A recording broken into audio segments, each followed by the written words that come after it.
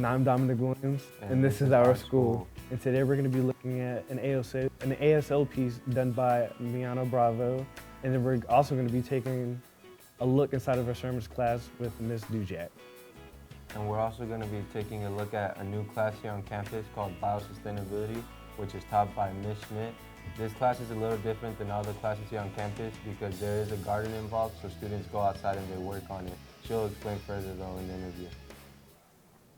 I'm here with Maria Schmidt. I teach Biosustainability, AP Environmental Science, and the fourth year of the biomedical pathway. Biosustainability is a class that the kids design and build things, and so we've designed and built a greenhouse. We're going to maintain the garden area. We're going to build an aquaponics system, and they're going to farm tilapia fish. Actually, 2 students came to me in the fall of 2019 and wanted me to start this class, and I said no because it was too much work. And then COVID happened, and then I decided I need something happy, and gardening makes me happy, so I decided I would go visit the class at Temecula Valley High School. There's a teacher that teaches it originally. He's the one that wrote it, and I copied it and stole it from him. As a teacher, it's really interesting because the kids that do good at book work are awful outside, and the ones that are really bad at classwork are really good outside. So you get to see kids excel at the thing that they're good at. If you have anxiety, there's a microorganism in soil, and when it comes into contact with your hands, it relieves anxiety. So you can relieve anxiety in my class by gardening. That sounds happy. Thank you. Next up, we have a special story from the ASL class to celebrate National ASL Day. My name is Miss Reese. Officially, my first name is Jennifer, but everybody knows me as Joy. And my name sign, because in ASL, everybody goes by a name sign, not finger spelling their name. My name sign is connected to Joy. I was actually an interpreter for a deaf teacher, and she and I worked really well together. Sometimes she would have me take over her class, and I just fell in love with teaching and seeing the students get the language, and it just kind of became a passion of mine. My name is Vanessa Mateo. My favorite thing about ASL is like the community. Miss Reese is a teacher. She's really fun, like really kind.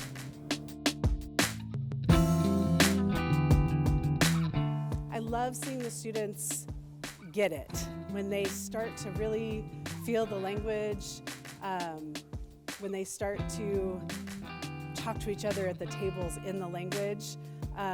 It's just really fun to see them get that spark. So the most challenging thing is a lot of people think that ASL is just English on the hands. So they think it's going to be easy and it's going to be just like English. It's not. ASL has its own grammar, and it's a little bit backwards compared to English. So I think that's kind of the hardest thing for people to get over. And not everyone has the hand-eye coordination that it takes to produce some of the signs in sign language. Sometimes a lot of students, they like their voice, and they don't have the attention span to pay attention when the teacher's not talking. Even though I'm moving my hands and trying to communicate with them, they don't have the patience to follow it, so sometimes that can be a little difficult. Right now, my level 1s are focusing on learning holidays and weather and things like that. My level 3s just finished food, and now they're starting to learn about cities and how to give directions. And my 4s are focusing on their spring show that will be happening in May. So we try and keep it fun. It's a communication class. So they have some projects where they get to work together and communicate. We play a lot of games. I have little rewards that I give out for playing the games. So we just try to make it fun and encourage communication.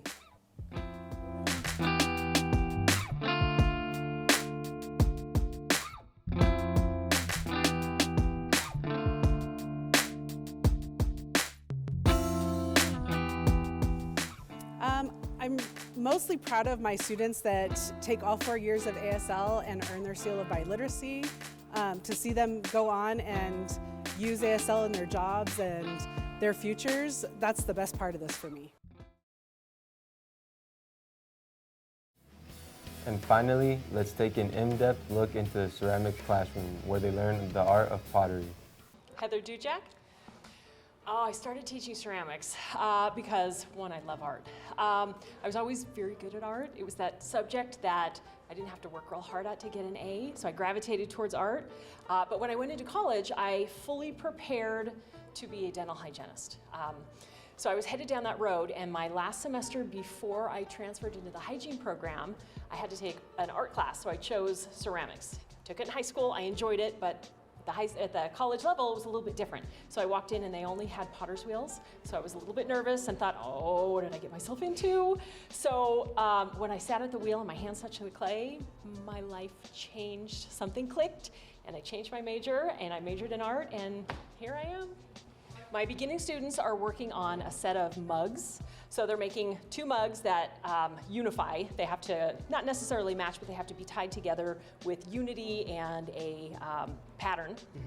And my advanced students are finishing up a jar. I am looking forward to doing more raku firing. Raku is a form of very fast firing. It's a Japanese-based firing. It has a lot of metallic colors in there. The snag is that the glazes are not food safe, so we have to limit it to like vases, something that we're not going to put food in. Gotcha. But it's fun. That's the firing that makes the whole campus kind of smell like a campfire. I really enjoy it, but people get nervous of the smoke. This is my 9th year here at Paloma, but prior to that, I taught at a company that, a private studio in the Canyon Lake Shopping Center that would push me out into the classrooms at the elementary school level, and I did that for 2 years, so 11 total. Thank you guys for watching this episode. And we'll catch you on the next one.